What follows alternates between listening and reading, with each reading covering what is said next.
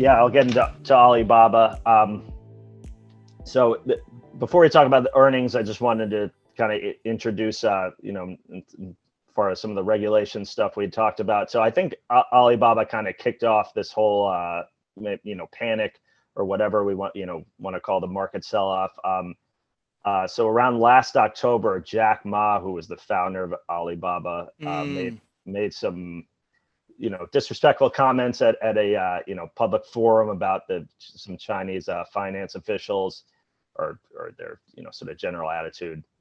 I think accused them of having a pawn shop mentality, and so as a result of that, or at least this is how it was portrayed in the media, they blocked the IPO of Ant Group, which is Alibaba's financial sister company, and Alibaba owns 1/3 of the stake in that. So then Jack Ma kind of was hiding out or laying low, and that was pretty big news story. He eventually resurfaced. During that time, the sort of antitrust regulator in China announced an investigation, and that was in December. Alibaba stock plunged on that news. Then a few months later, they slap a fine of 2.8 billion. That was in April. Stock actually went up on that news because investors kind of thought that the worst was over. Stock has still continued to decline since then, as we've had other kind of regulatory related issues with DD Global and the education stocks. So that catches us up to the I think this is Alibaba's fiscal first quarter, which it reported early this month. But so let's get to the numbers there. First quarter revenue was up 34% to 31.9 billion. That was a bit short of estimates at 32.5 billion. Organic growth, which is not from acquisitions, was up 22%. The difference there was they consolidated Sun Art, which is a big box supermarket chain in China, I think sort of like a Walmart type store. So Alibaba already owned part of it. They took a majority stake in the company last October, so now they're including it in their financial results. Brian mentioned, customer base with JD. So annual active customers with Alibaba is up to 1.18 billion. So that was up 45 million from the prior quarter, and that includes 912 million in China and also 265 million outside of China, which is a pretty large number. Yeah. Yeah. It's about 80% of the population in the U.S.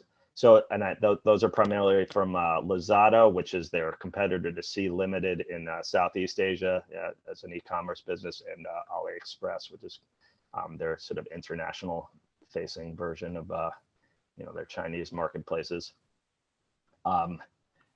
Like we talked about JD.com, Alibaba's profitability shrunk a bit. Adjusted EBITDA was down 5% to 7.5 billion. The company, cited increasing investments across a wide variety of businesses. Adjusted EPS, earnings per share, was still up 12% to 254, so that was ahead of estimates. They also increased their share buyback authorization from 10 billion to 15 billion, so that could be a sign that management thinks the stock is undervalued and is planning to repurchase more stock. So yeah, I think overall it was an okay report. I mean, I think they're still growing pretty well. Might be a little disappointing that top line growth wasn't faster considering the investments they're making, but the stock is I should mention I do own some Alibaba stock, and the stock is just I mean it's been hard to watch it keep, you kind of think it's going to hit rock bottom and it keeps going lower. So it's so I don't know when that's going to happen. I mean, I think the PE ratio right now is getting close to 15.